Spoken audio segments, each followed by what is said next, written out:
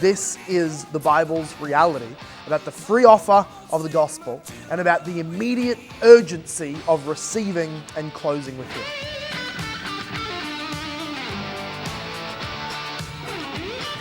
The writer of the book of Hebrews tells us urgently to close with Christ and by faith embrace salvation without delay.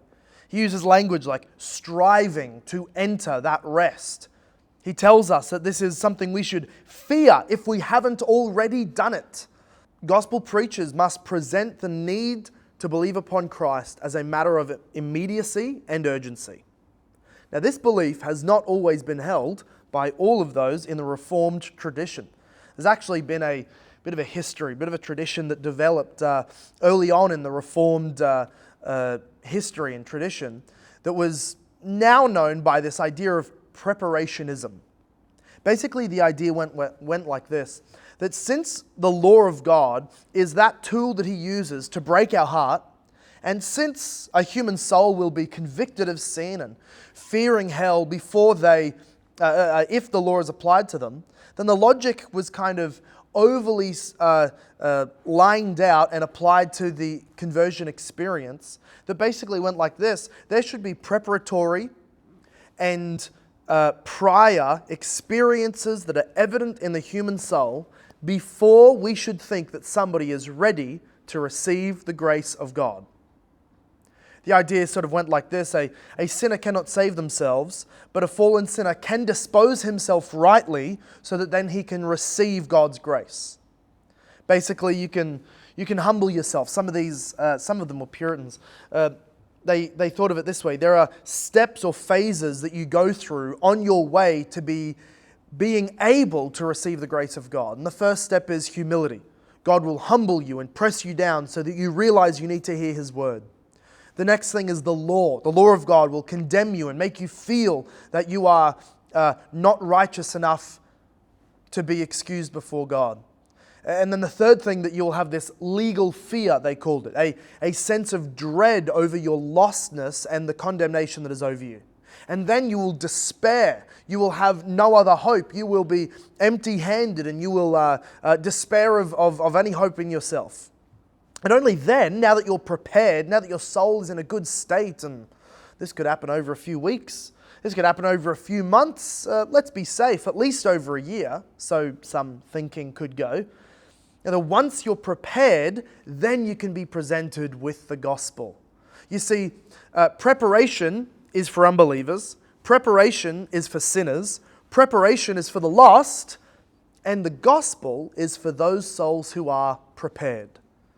This line of thinking started very logically, started very theologically, pastorally. It started to do and still does a great deal of damage. I want to even warn you how much damage you could do to your own self if you buy into this thinking, or how much damage you can do towards others who are seeking Christ if you imbibe this kind of mentality when you are out there fishing for men and winning souls.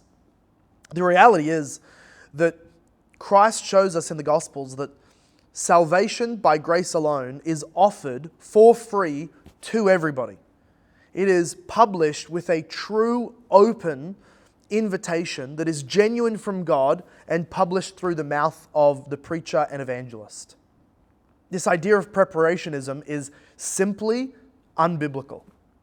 Any non-Christian, any unbeliever, in hearing the gospel, in that very moment, as soon as they grasp this message of Jesus dead for sinners, paying their penalty, alive again, in heaven, returning to judge, offering salvation, as soon as they grasp that as good news and choose to receive it and believe it, they are then in that moment united to Christ by faith, whether or not they have any sense of dread and horrible, overwhelming guilt and a legal fear, or whether they can articulate their condemnation. If they have never given Jesus a thought a day before in their life, but they hear or read the gospel, they can in that very moment embrace Him.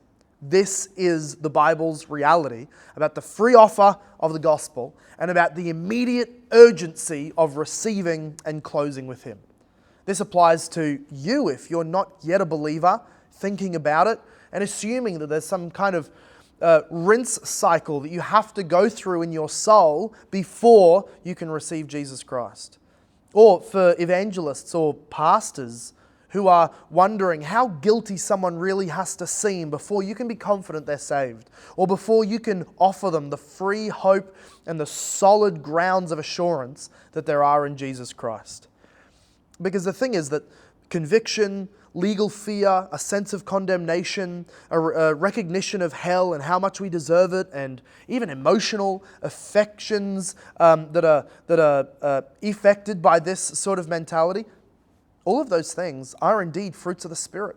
These are good things. They are things that we should expect to see from time to time in the Christian heart and life. They're not unbiblical in themselves.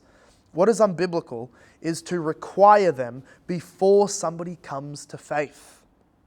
So, we see places in the Scriptures, for example, Matthew 11, verse 28, when Jesus makes his offer of the gospel to all those who were surrounding him in the moment. Matthew 11, 28, he says, "Come to me all who labor and are heavy laden, and I will give you rest."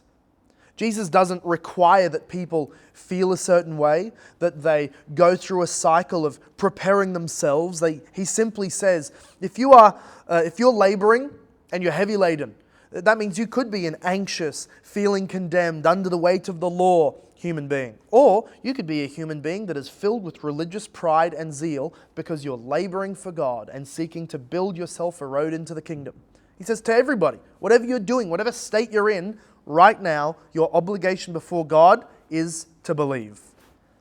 Or back in Hebrews chapter 3 and 4, it is the language of the writer to quote Psalm 95 and say emphatically, today, if you hear his voice, do not harden your hearts as in the rebellion. He urges immediate belief today, close with Christ. As Paul says also in 2 Corinthians, "In a favorable time I listened to you, in a day of salvation I've helped you," quoting the prophet Isaiah. His application is this: behold, now is the favorable time. Behold, now is the day of salvation. As he said in chapter 5, verse 20, "We implore you on behalf of Christ, be reconciled to God." God is the one who does the work of salvation in the heart, the work of regeneration and the work of faith that believes on Jesus Christ. Our part is not to require certain evident, tangible, visible proofs or fruits, but to push them and to plead them and implore them towards faith in Jesus Christ and expect the rest to come later. You have